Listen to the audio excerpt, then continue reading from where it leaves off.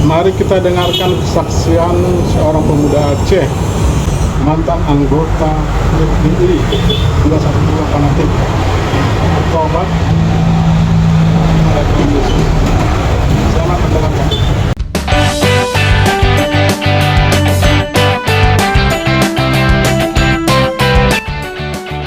Halo Bapak Ibu yang terkasih dalam Tuhan Yesus. Terima kasih buat kesempatan untuk bersaksi di hari Raya Paskah ini. Buat Bapak Pendeta, Pak Saifuddin Ibrahim juga. Kalau Bapak Ibu pernah dengar istilah alumni 212, pernah dengar nggak? Pernah dengar? Pernah. Radikal, sumbu pendek, kadrun, anti Ahok, anti Jokowi. Ini dia orangnya Bapak Ibu. Di depan Bapak Ibu sekalian. Kenapa seorang anti Ahok, anti Jokowi, kadrun, alumni 212 bisa menerima Tuhan Yesus sebagai juru selamat? Amin. Amin. Ada 3 alasannya buat hidup saya pribadi Bapak Ibu. Yang pertama itu sumpah Ahok. Ada yang ingat sumpah Ahok di hari pengadilan ya Bapak Ibu? Saya yang demo hari itu Bapak Ibu, pingin Ahok segera dimasukkan ke dalam penjara. Kita mendesak. Begitu dengar sumpah Ahok di bulan Mei 2017, merinding saya Bapak Ibu. Kalau orang lain biasanya di detik-detik akhirnya itu kebanyakan menangis, tapi Ahok tidak. Ahok lantang, merasa dijalibi dan bersumpah satu persatu akan dipermalukan. Merinding saya waktu itu Bapak Ibu. Begitu dengar itu, saya tanya ke Tuhan saya, ya Allah, siapa yang ngasih iman ke Ahok? Kok kuat banget ini orang? Kami jutaan orang loh, demo di Monas Bapak Ibu, berjilid-jilid. Bapak Ibu semua tahu, semua orang tahu kejadian 212 tahun 2016. Semua orang tahu politik Indonesia, sejarah kelam untuk pilkada DKI. Tapi saya termenung. Sorenya saya buka Twitter Bapak Ibu. Saat saya buka Twitter, saya lihat ada satu gambar. Mohon izin saya dari laptop saya.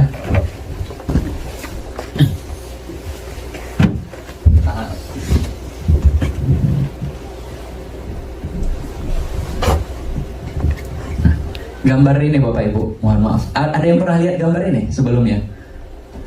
Belum pernah ya? Ini Ahok bersama Tuhan Yesus. Foto ini viral di sosial media Twitter. Kenapa Twitter? Karena Twitter sampai hari ini masih membahas tentang politik-politik yang terhangat. Ya, Facebook tidak, Instagram tidak, tapi Twitter masih membahas. Begitu saya lihat gambar ini, saya tertegun Bapak Ibu. Saya bilang dalam hati saya, hebat banget ya orang Kristen menggambarkan Tuhannya sedekat itu. Saya dalam hati saya Bapak Ibu. Bahkan Ahok duduk, tapi Tuhannya digambarkan lebih rendah. Dan itu menyentuh hati saya. Dan saya posting ulang di Twitter saya. Saya bilang, saya tersentuh melihat gambar ini. Terus saya posting lagi, kalau kita punya peribahasa, karena nilas titik rusak susu sebelangga. Tapi di mata saya Ahok nggak seperti itu.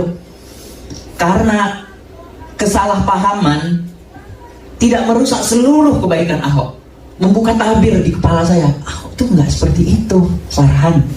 Ahok tuh baik. Banyak orang-orang hidupnya hancur di Jakarta, tinggal di pinggiran kali. Di kali jodoh itu prostitusi, perjudian. Tapi Ahok, apa yang dilakukan Ahok? Dibersihkan agar tidak kumuh. Dilarang tempat-tempat seperti itu. Bahkan mohon maaf, marbot pembersih-pembersih masjid diumrohkan Bapak Ibu. Tersentuh hati saya. Dan di hari itu juga, mohon maaf, saya tinggalkan kepercayaan saya yang lama Islam. Tahun 2017, tapi saya mengalami pergumulan Bapak Ibu. Apa benar Tuhan Yesus ini Tuhan? Bergumul panjang, masuk tahun 2018 Bapak Ibu. Viral dokter Terawan tentang cuci otak, sampai Presiden SBY pun turun tangan. Saya ketik siapa dokter Terawan ini, ternyata seorang dokter dan juga sekaligus TNI Jenderal. Waktu saya buka YouTube, yang terbuka itu video dia lagi nyanyi. Hidup ini adalah kesempatan. Waduh, dengar liriknya aja merinding saya Bapak Ibu. Saya bilang, ini lagu apa? Saya bilang. Jadi saya ketik lagu, judulnya Hidup Ini Adalah Kesempatan, ternyata lagu rohani. Saya baca, saya dengar liriknya. Oh Tuhan, pakailah hidupku selagi aku masih kuat. Waduh, merinding saya. Dan ternyata bukan saya yang merinding. Begitu saya baca komentarnya, banyak orang Islam merinding dengar lagu ini Bapak Ibu. Bukan saya sendiri ternyata. Bapak Ibu, bukan nanti di YouTube lagu itu. Saya Muslim, tapi saya senang sekali dengar lagu ini. Saya pun sampai, ini lagu rohani orang Kristen. Ini doa. Dia minta dipakai sama Tuhan. Bukan minta kami mau hidup kaya, bebas hidup di dunia. Enggak, ternyata mereka pengen dipakai, pengen bermanfaat sama Tuhan. Merinding saya Bapak Ibu. Sejak hari itu saya kepikiran, saya mau ke gereja. Amin. Saya mau ke gereja Bapak Ibu. Tapi saya nggak punya teman Kristen. Dan kalau saya pergi ke gereja, saya ada ketakutan kalau mereka ketik, karena saya sering lihat di depan gereja ada meja Bapak Ibu. Saya pikir isi absen, periksa KTP. Kalau mereka periksa KTP Islam, terus mereka buka Facebook atau buka apa gitu, diketik nama saya Rada Farhan. Mohon maaf belum memperkenalkan diri. Rada Farhan. Ternyata fotonya foto yang kayak tadi, bendera hitam, ada senjata, ada ini itu. Orang kan jadi takut. Nanti dikira mata-mata. Apalagi kasus pengeboman gereja di Indonesia nggak sedikit ya Bapak Ibu. Takutnya menimbulkan trauma. Saya takut sendiri. Gimana ini caranya Tuhan biar ke gereja? Tahun 2019 masuk. Viral satu berita, pemudik dari Kanada, dari Arab Saudi keluar dari Islam dan mendapatkan suaka di Kanada. Saya pikir karena saya udah keluar dari Islam, saya coba, saya ketik Kanada di Google. Yang muncul, Kanada butuh tenaga kerja 1 juta imigran.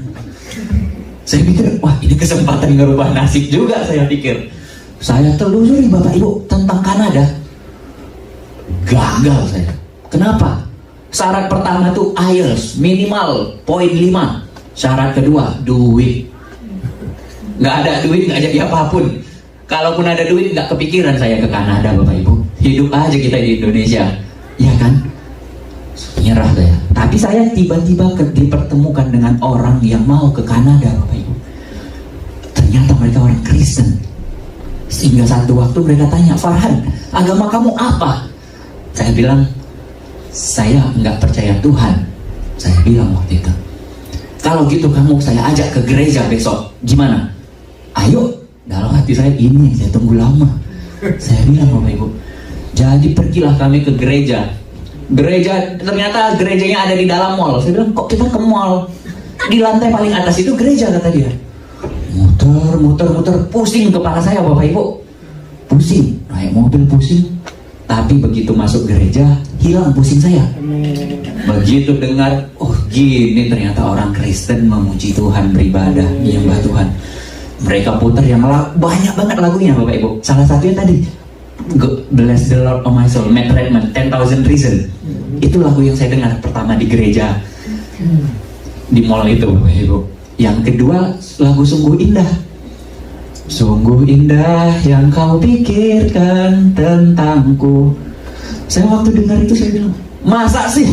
Saya bilang, masa sih Tuhan orang Kristen memikirkan hamba-hambanya sampai hamba-hambanya tuh menangis Bapak Ibu dengar lagu itu. Saya melihat, ada apa ini? Ada apa ini? Lalu saya dengar khotbahnya, mohon maaf ya Abi Saibuddin Ibrahim. Kalau khotbah kita kan kita nggak boleh ngobrol ya dalam khotbah. Tapi di gereja seperti motivasi. Bilang sebelah kiri kanan Anda, maju terus bro, semangat terus bro. Kaget saya Pak Pendeta digitu-gituin. Maju terus bro, oh iya maju, semangat terus. Waduh apa nih? Terus pendetanya bilang, ada mujizat, ada pemulihan, ada kesembuhan, ada pelepasan. Apa ini saya bilang? Ada apa ini di gereja? Tapi begitu doa Bapak Ibu, Wah, doa orang Kristen panjang. Dari harga bahan pokok, polisi, tentara, orang-orang kerja di rumah sakit, petani, sampai Presiden Jokowi juga didoain di gereja. Tertegun saya. Yang lebih bikin tertegun, Wakil Presiden Ma'ruf Amin didoain. Wakil Presiden itu tokoh Islam banget, Bapak Ibu, ketua MUI, mantan ketua MUI. Waduh, orang Kristen doain orang Islam sampai sebegitunya. Saya nggak pernah dalam sejarah saya beragama sebelumnya mendoakan orang Kristen, Bapak Ibu. Tapi orang Kristen doain. Di kesempatan itu saya bilang, kalau memang Tuhan Yesus ada, kasih saya visa Amerika. Saya akan jadi pengikut Kristus. Amin. Saya gituin, Bapak Ibu, gereja. Dan hari ini saya bawa paspor saya, Bapak Ibu. Paspor saya ini kosong, Bapak Ibu. Enggak pernah keluar negeri sama sekali. Ini boleh nanti kita buka lembar-lembarannya. Ini langsung visa Amerika. Nggak ada stempel negara lain, Bapak Ibu. Single. Umur waktu itu saya ngajuin 2020. Pertanyaannya 3. Kamu single? Iya. Pernah keluar negeri? Amerika yang pertama, saya bilang. Padahal belum diterima, tapi saya sontak gitu. Yang ketiga, waktu itu negara lain udah lockdown, Bapak Ibu. China, Eropa udah lockdown duluan daripada Indonesia. Saya dapatnya 2 Maret 2020. Kasih, saya bilang, dapat. Ini, congrats, paspor ditahan, kertas putih dikasih. Amin. Kaget saya. Saya bilang, Tuhan, saya mau dibaptis. Saya ingat tantangan saya. Dulu saya bilang tantangan, sekarang saya bilang doa, maaf Tuhan, saya nantang dulu. Begitu mau ke gereja, lockdown, Bapak Ibu. Pemerintah bilang libur 2 minggu. Ternyata 2 tahun lebih saya nggak dipanggil-panggil kerja sampai hari ini, Bapak Ibu. Dan permasalahannya saya nggak ada ongkos, Bapak Ibu, ke Amerika. Nggak ada ongkos, nggak ada duit. Uang di rekening saya itu rekening koran, hanya 4 juta rupiah, Bapak Ibu. Nggak ada ongkos. Saya buka lowongan kerja Amerika di Facebook, grup lowongan kerja gitu. Saya buka, saya bilang ke orang-orang, saya punya visa Amerika tapi nggak ada ongkos. Saya punya visa Amerika nggak ada ongkos. Bisa nggak ongkosin saya? Nanti sistemnya potong gaji. 1 tahun 2 bulan, Bapak Ibu, baru dapat. Langsung saya diongkosin orang Denver, Bapak Ibu. Begitu saya tahu orang Denver yang ngongkosin, kami saling kenal, ternyata yang ngongkosin orang Kristen. Sampai saya bilang, aduh Tuhan, lemas kaki saya, Bapak Ibu. Ini siapa yang rencanain? Saya bilang, 1 tahun 2 bulan saya hubungin semua orang. Saya mohon maaf, keluarga kurang mampu, Bapak Ibu. Orang tua saya guru honorer. Saya bilang, siapa yang rencanain Tuhan? Begitu sampai Denver tahun 2021 bulan Mei. Jadi bulan depan ini saya 2 tahun, Bapak Ibu, di Amerika. Begitu sampai Denver, saya langsung ke gereja dan dibaptis. Jadi kalau tadi saya dari 212, Bapak Ibu, sekarang saya 121. Filipi 1 ayat 21. Hidup adalah Kristus dan mati adalah keuntungan. Amin. Dan ada kelanjutannya, Bapak Ibu, Filipi 1 ayat 22. Kalaupun aku harus hidup, maka aku akan bekerja menghasilkan buah. Amin. Salam kenal dari saya. Selamat Hari Paskah. Salam.